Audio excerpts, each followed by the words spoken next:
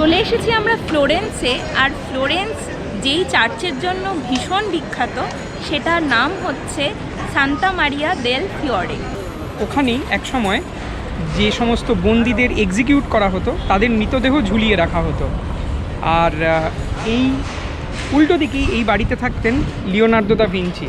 এখান থেকে দূরে দেখা যাচ্ছে দুয়োমো আর মোটামুটি পুরো ফ্লোরেন্স শহরটা। গ্যালিলিও গ্যালিলি এখানেই থাকতেন উনি যখন ফ্লোরেন্সে ছিলেন। নমস্কার, আমাদের ইটালি সিরিজের দ্বিতীয় পর্বে আপনাদের স্বাগত জানাই।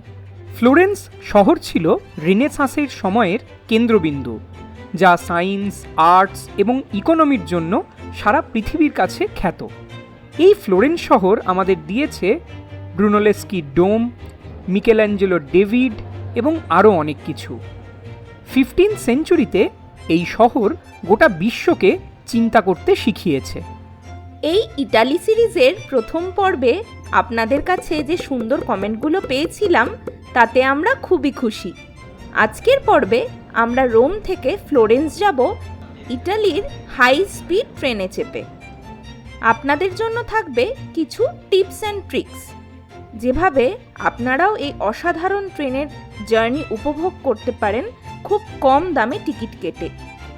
আজকে আমরা এক্সপ্লোর করব এই ফ্লোরেন্স শহরের বেশ অনেকটা। 2019 সালে যখন আমরা প্রথম ইটালিতে বেড়াতে আসি তখন অর্ধেক দিনের জন্য আমরা ফ্লোরেন্স শহর ঘুরে নিয়েছিলাম একটা গাইডেড ট্যুরের মাধ্যমে।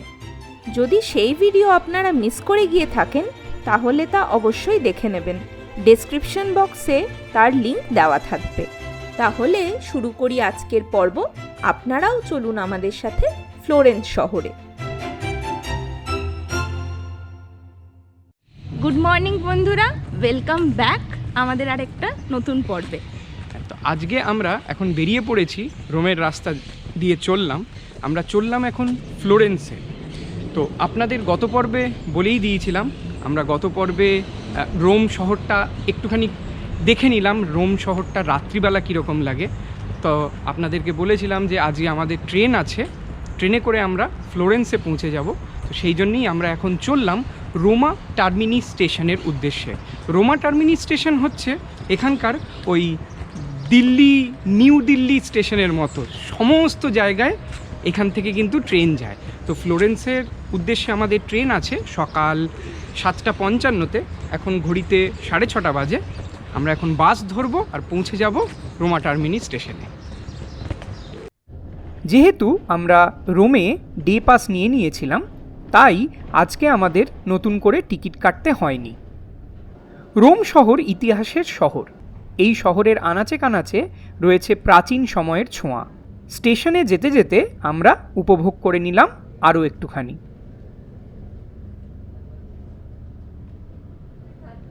2019 সালে আমরা রোম শহর ঘুরে নিয়েছিলাম। তার বিস্তারিত ভিডিও রয়েছে আমাদের চ্যানেলে, আপনারা কিন্তু দেখেই নিতে পারেন। আমাদের ট্রেন দিয়েছে 4 নম্বর প্ল্যাটফর্মে। এখানে দেখছিলাম সমস্ত ডিসপ্লেতে দেখাচ্ছে কোন ট্রেন যাবে কত নম্বর প্ল্যাটফর্ম থেকে। আমাদের 4 নম্বর প্ল্যাটফর্মে আমরা এখন যাব। চলুন তাহলে ফ্লোরেন্সে যাওয়া যাক।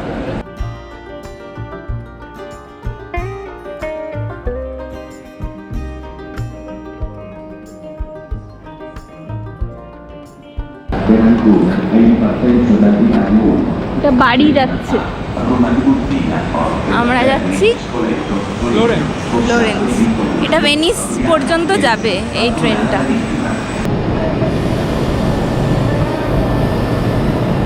আমাদের যেহেতু অনলাইনে টিকিট কাটা আছে, আমাদের কত নম্বর কোচ? নম্বর 9 স্মার্ট। এটাই যে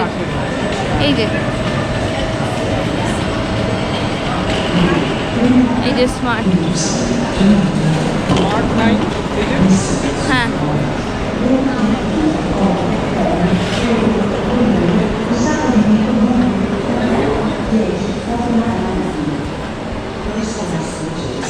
এখানে ব্যাগ রাখার জায়গা আছে, ব্যাগটা রাখলাম আপাতত। দুটো কম্পার্টমেন্ট আছে। তো ওয়াশরুম।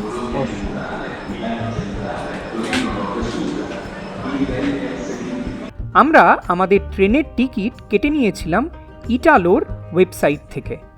আমাদের দুজনের স্মার্ট টিকিটের দাম ছিল 32 ইউরো বা প্রায় 2800 টাকা মতো। এই টিকিট আমরা বেশ অনেক দিন আগেই অনলাইনে কিনে নিয়েছিলাম। তবে মনে রাখতে হবে যে এই কম দামের টিকিটগুলি কিন্তু নন রিফান্ডেবল। বেশ কম দামে টিকিট হলেও এই ট্রেনটি ছিল কিন্তু বেশ ক্লাসিক। ইটালি প্লেস এরকম হয় ভীষণই এলিট টাইপের, মানে খুবই ভালো। মোটামুটি কত কিলোমিটার? 200 কিলোমিটার পার আওয়ার বেগে চলছে এখন, বেশ জোরে। আর এখানে চার্জিং ফেসিলিটি আছে, চার্জ করা যায় মোবাইল বা ডিভাইস। সিটগুলো বেশ ভালো, ফিটনেস আছে। খুব কমফোর্টেবল। আমরা একটু জায়গাটা চেঞ্জও করলাম, মানে ভালো করে দেখা যাচ্ছিল না, জানলাটা তো ছোট ছিল।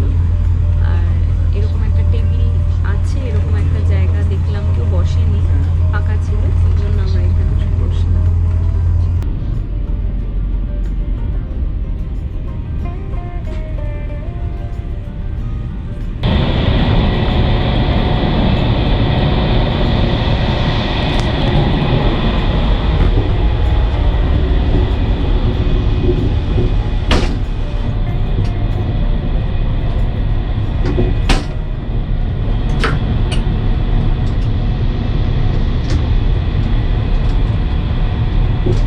এখন এসেছি এই ট্রেনের টয়লেটটা কীরকম হয় সেটা দেখার জন্য। মোটামুটি বেশ বড়ই, খুব একটা ছোট নয়। এখানে টিস্যু দিয়েছে, সোপ আছে,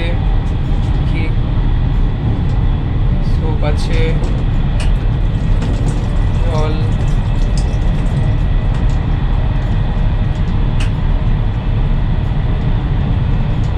ড্রায়ার কাজ করে না। আর এখানে চার্জিংয়েরও ব্যবস্থা আছে। আর এটা যেমন দেখালাম, লক করার বাটন।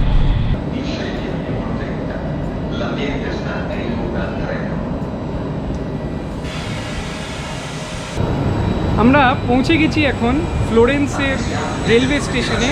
রেলওয়ে স্টেশনের নাম হচ্ছে ফ্লোরেন্স সান্তা মারিয়া নোবেল্লা। আমরা এখান থেকে একটা ট্রাম ধরবো, তারপরে পৌঁছে যাব আমাদের এয়ারবিএনবিতে। এখন ঘড়িতে বাজে 9:30 মতো। তো ট্রেনটা একদম রাইট হ্যাঁ, টাইমেই ছিল। একদম ঠিক টাইমে পৌঁছেছে। আর আর এতটা স্পিড ছিল, হ্যাঁ। ভেতর থেকে কিন্তু বোঝা যায় না। হ্যাঁ, মানে 200, 230, 250 পর্যন্ত হ্যাঁ। দেখলাম আমরা। তো 250 পর্যন্তই ওটা হ্যাঁ, ম্যাক্সিমাম হ্যাঁ, দেখলাম, হ্যাঁ। কিন্তু ভেতরে বসে কিন্তু বোঝাই যাচ্ছে না যে এত ফাস্ট যাচ্ছে হুম। ট্রেনটা।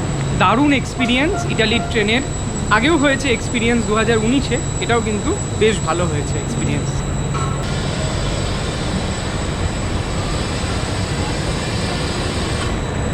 প্রাইমা ক্লাস, সামনেরটা দেখ ক্লাব। হ্যাঁ, ফার্স্ট ক্লাস মতো হয়তো। হ্যাঁ, ফার্স্ট, হ্যাঁ 1 লেখা, এটা 2। দামি হবে এটা। হ্যাঁ, আর সস্তায় যদি টিকিট কাটতে হয় তাহলে শান্তময় অনলাইনে যদি সস্তায় আপনাদের টিকিট কাটতে হয় তাহলে বেশ অনেক দিন আগে দেখতে হবে। এদের ওয়েবসাইটে গিয়ে ডাইরেক্টলি আপনারা টিকিট বুক করে নিতে পারেন। স্টেশনে এসে যদি স্টেশনের কাউন্টার থেকে অথবা অটোমেটিক টিকিট মেশিন থেকে যদি টিকিট কাটতে হয় তাহলে কিন্তু অনেক কস্টলি হয়ে যায়, যেটা আমরা দেখলাম। আমরা টিকিট কেটেছি 16 ইউরোর মতো পার পারসন, কিন্তু এখানে এসে দেখলাম প্রায় 55 ইউরো মতো ছিল। অনেকটাই অনেকটাই বেশি, মানে বেশি। 3 গুণেরও বেশি। হ্যাঁ, শর্ত একটাই, যে যেই টাইমের জন্য আমরা টিকিটটা কাটবো হ্যাঁ। সেই ট্রেনটাই ধরতে ধরতে হবে, আর exactly ওইটাই। স্টেশনে এসে যদি টিকিট কাটা হয় তাহলে সেই দিনের মধ্যে যতগুলো ট্রেন আছে যে কোনো একটা যে কোনো উঠতে ট্রেনে পারে।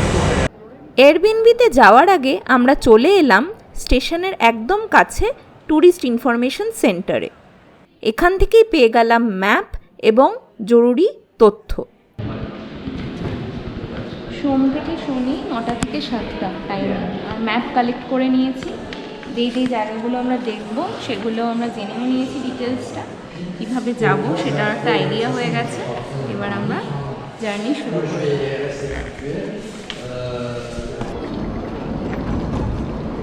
টিকিট কেটে নিয়েছি,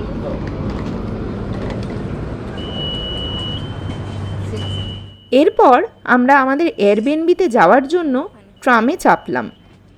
1.5 ইউরো করে আমরা 4টে টিকিট কেটে নিলাম আসা এবং যাওয়ার জন্য। মনে রাখতে হবে এই টিকিট যাতে ভ্যালিডেট করা হয়।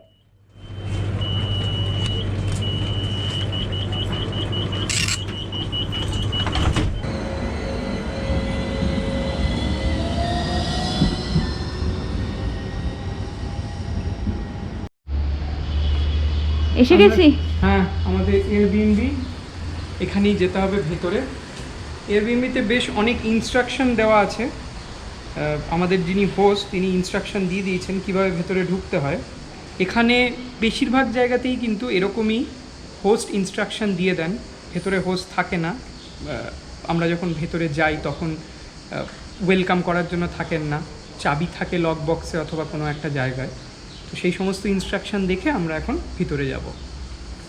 এয়ারবিএনবিতে 2 রাত্রির জন্য আমাদের 160 ইউরো বা ভারতীয় মুদ্রায় প্রায় 14,400 টাকা লেগেছিল।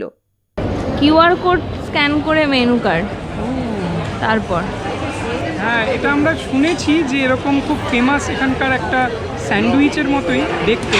তার মধ্যে ফিল থাকে মাংস আর বিভিন্ন রকমের লিভস, বিভিন্ন রকমের পাতা। তো সেইগুলো সেটা খুব ভালো হয় শুনেছি। তো লাইন, হ্যাঁ, ওইদিকে লাইনে দাঁড়াই। That is vegetarian number 5. Okay. And what is that?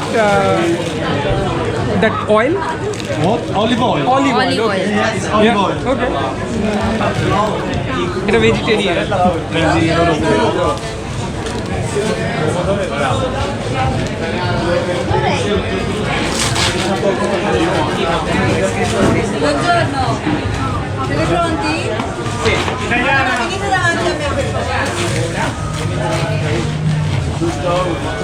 Manolo.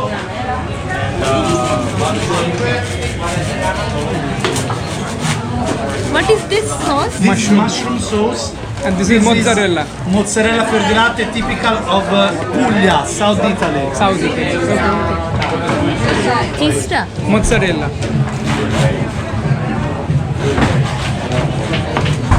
This is basil. Basic.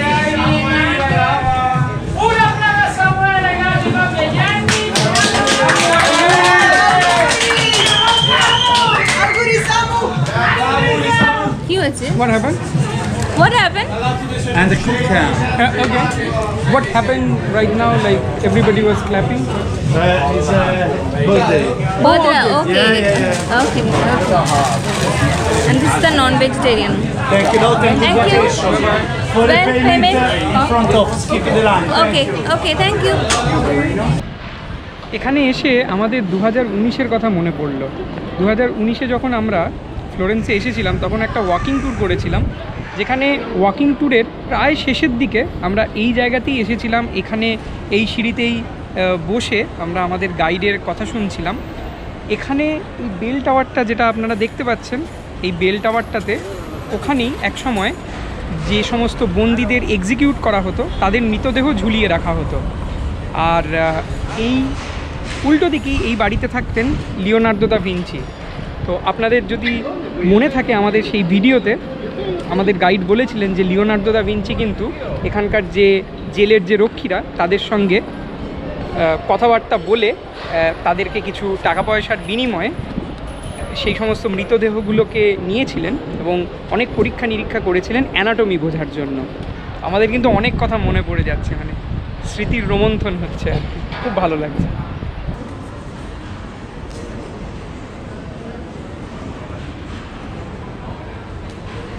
শান্ত, হ্যাঁ, ফ্লোরেন্সে জার্নি শুরু করেছি। আমার মনে হচ্ছে আমাদের এখন পর্চিলিনোটা দেখা উচিত। কেন? হ্যাঁ, কেননা আগেরবার আমাদের গাইড বলেছিলেন এখানে নাকি একটা কথা আছে যে পর্চিলিনোর নাকের উপরে একটা কয়েন রাখতে হয়। সেই কয়েনটা যদি ভেতরে পড়ে যায়, একটা জায়গা আছে সেখানে যদি পড়ে যায় তার মানে হচ্ছে আমরা আবার ফেরত আসবো, আর যদি বাইরে পড়ে যায় আবার আমরা ফ্লোরেন্সে আসবো। হ্যাঁ, ফ্লোরেন্সে এখানে আসবো, মানে আসার সম্ভাবনা আছে। আর যদি না পড়ে বাইরে পড়ে যায় তাহলে আর আসা হবে না। আমরা কিন্তু কয়েন ফেলিনি, কিন্তু তাও আমরা এসছি আর এখন দেখতে যাব। তাই পড়ছিলেনকে কি চ্যালেঞ্জ জানাতে দেবো? চ্যালেঞ্জ মানে বলবো আর কি, যে আমরা কোনো রকম কিছু কয়েন টয়েন দিইনি, কিন্তু তাতেও আমরা আবার ফেরত এসেছি। আমাদের ইউটিউবের এই ভিডিওটায়, ওই ফ্লোরেন্সের ভিডিওটায় সুদীপ্ত কিন্তু আমাদের কমেন্ট করেছিল। ও হ্যাঁ হ্যাঁ হ্যাঁ, এই কমেন্টে যে আমরা কয়েন ফেলেছিলাম কি না। আমরা কিন্তু কয়েন ফেলিনি, কিন্তু আবার আসছি। আশা করছি এই ভিডিওটাও তুই দেখছিস।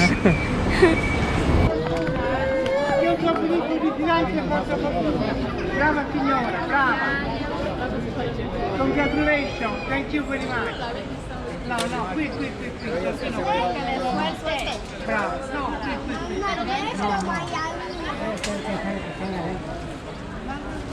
Oh, thank you very much. Bye, ciao ragazzi, ciao a tutti, ciao.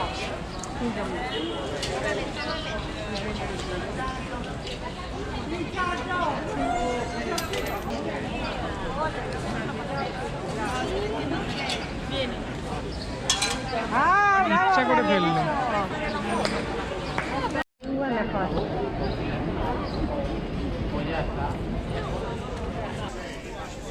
Fail ছেড়ে দে, পড়ে যাবে ভেতরে।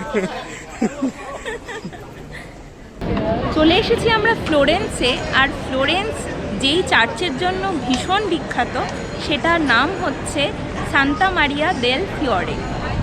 দেখে নিন আপনারা সেটা কতটা সুন্দর।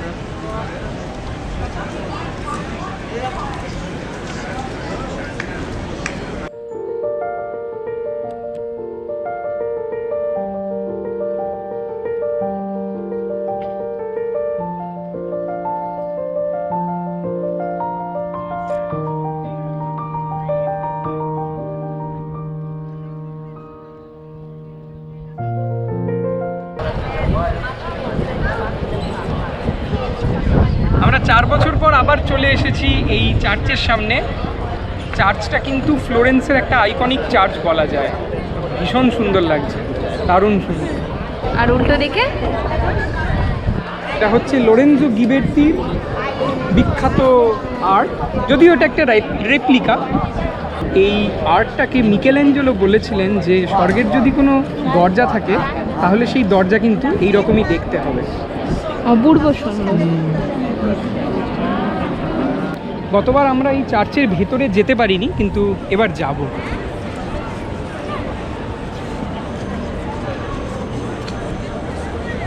এই তো এটাই লাইন বোধহয়।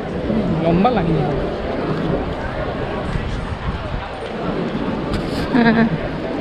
বেশি লম্বা নয় না রে,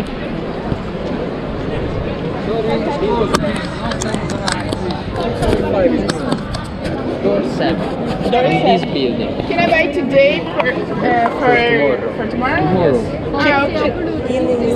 Sorry, madam, it's already closed. Close. Signore, è chiuso, non It's è already possibile, closed. non stand on the line. 3:45 is closed. 3:45 is closed. আমরা আজকে এই চার্চে ঢুকতে পারলাম না, কেননা লাস্ট এন্ট্রি ছিল 3:45-এর। আজকে থেকেই কিন্তু এই সময়টা চেঞ্জ হয়েছে, আমরা জানতাম না। এসে দেখলাম যে আর ঢুকতে দেওয়া হচ্ছে না, তো আমরা কালকে আসবো আবার।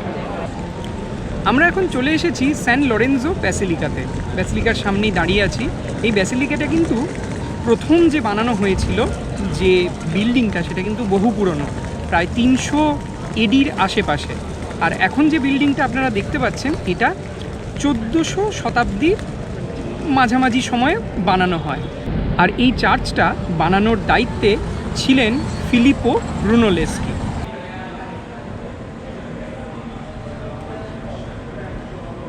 বিখ্যাত ইটালিয়ান সাহিত্যিক দান্তে অ্যালিগিয়েরি, যাকে সবাই ডিভাইন কমেডির জন্য চেনেন গোটা পৃথিবীর লোক, তিনি এই বাড়িতে থাকতেন। এইটাই তার বাড়ি ছিল।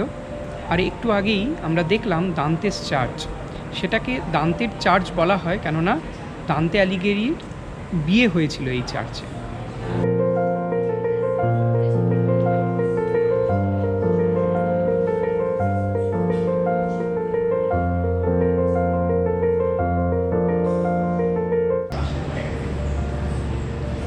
দান্তের এই বাড়িটা কিন্তু এখন পুরোটাই মিউজিয়ামে পরিণত হয়েছে।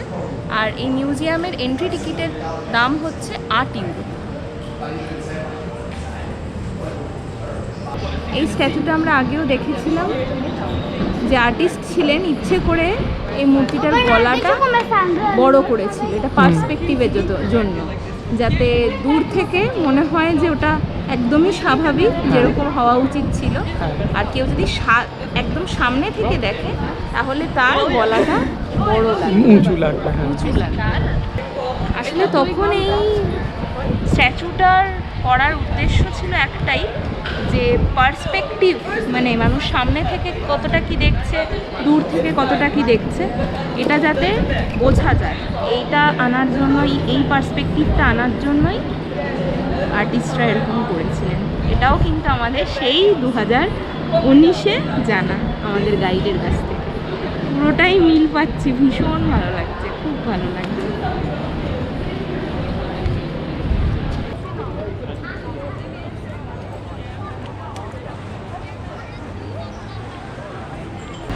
আমরা একটা বিশাল বড় স্কোয়ারে দাঁড়িয়ে আছি। এই স্কোয়ারটার নাম হচ্ছে পিয়াজ্জা ডেলা স্যানোরিয়া। এই স্কোয়ারটায় কিন্তু আমরা এর আগের বার, মানে যখন 2019 সালে এসেছিলাম, তখন কিন্তু এখানে আসিনি। এখানে আসার এবছর প্ল্যান ছিল। তার কারণ হলো এই বিশাল বড় স্কোয়ারে অনেক বিখ্যাত বিখ্যাত মূর্তি রয়েছে, স্ট্যাচু রয়েছে। হ্যাঁ, তার অনেকগুলোই, বেশিরভাগই আছে রেপ্লিকা। তো তার মধ্যে একটা খুবই গুরুত্বপূর্ণ কপি, সেটা হচ্ছে ডেভিডের।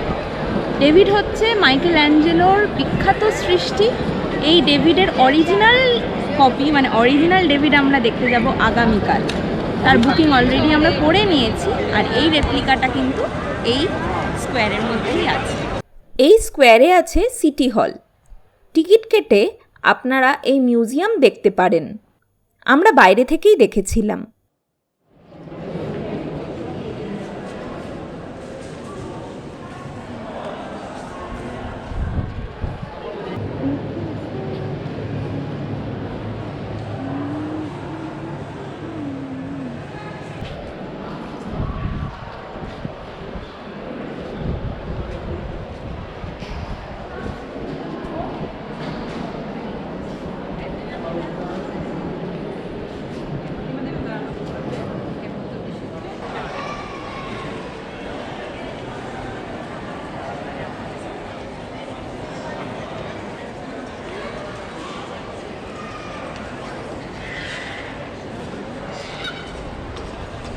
অন্তরি যেরকম আগেই বললো যে এই যে স্কোয়ারটা, এখানে অনেক অরিজিনাল আর অনেক রেপ্লিকা আছে।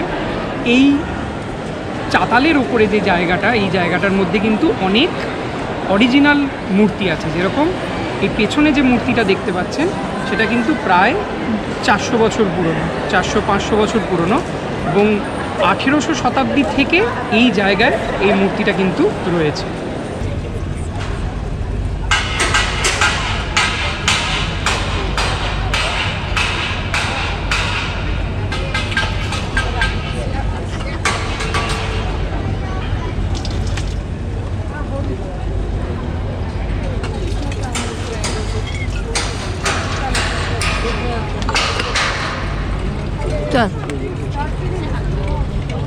জল ভরে নিলাম এখানে ফাউন্টেন থেকে। এই জলগুলো পানীয় জল। ইউরোপের বিভিন্ন শহরেই জলের এরকম ব্যবস্থা থাকে, তো সেই জন্যই জলের কোনো সমস্যা হয় না, মানে পানীয় জলের বিশেষ করে।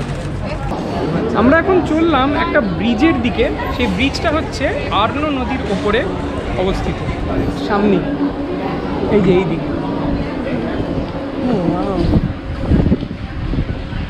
বাহ। এরপর আমরা চলে এলাম পন্টে ভেকিও ব্রিজ দেখতে।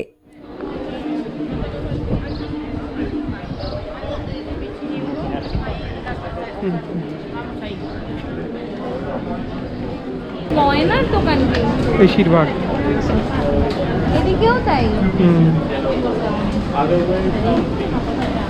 বলছি সোনার গয়নাই বেশি, সোনা আর রূপো, সিলভারও লেখা আছে কিছু কিছু।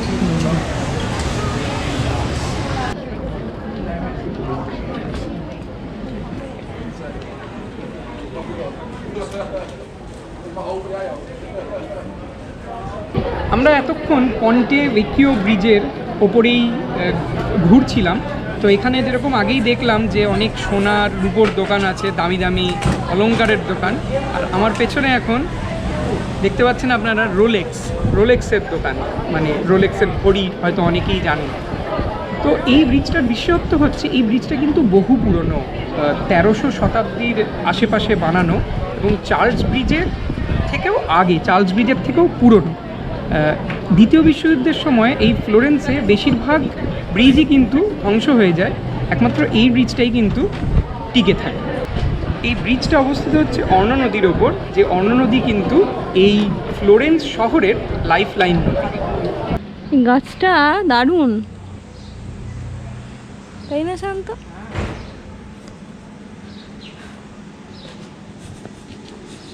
কি পেঁপে হারিয়ে গেছে।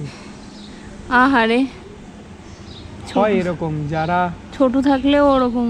আমরা যখন মালয়েশিয়া গেছিলাম কোয়ালালামপুরে, ম্যাট দেখে যাদের পোষ্য তারা মানে তাদের ওপর যে কি হয় সেটা লোকজন ভাবতে পারে না,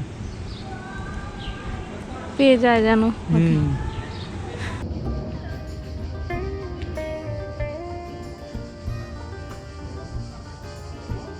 আমরা এখন এসেছি ফোর্ট বেলভেদের।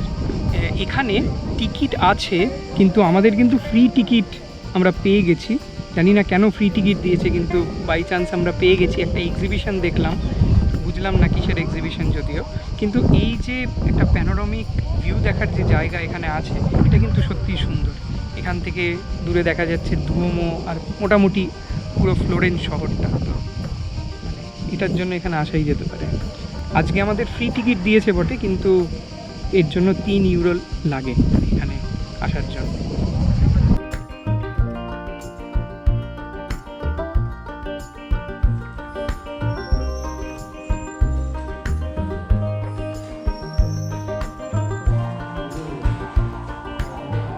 এক্সিবিশন হলের ভেতর থেকেও সুন্দর ফ্লোরেন্স শহর দেখা যায়।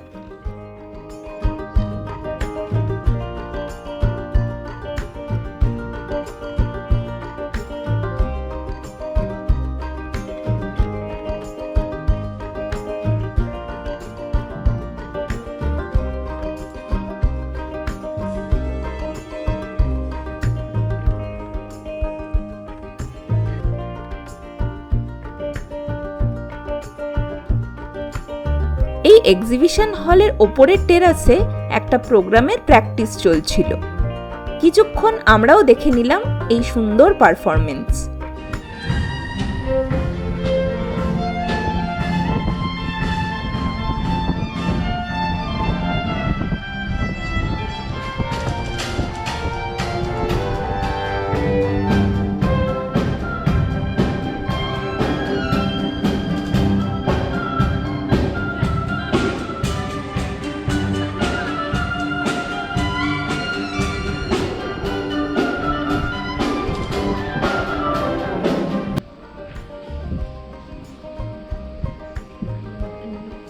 আমরা এখন চলে এসেছি গ্যালিলিও গ্যালিলির বাড়িতে।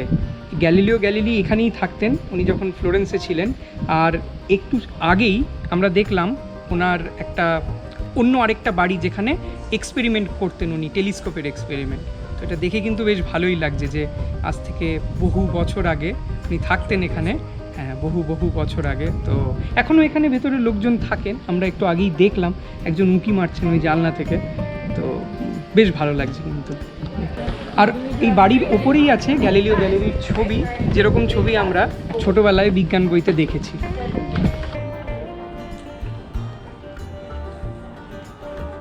আমরা এখন চলে এসেছি পিট্টি প্যালেসের সামনে।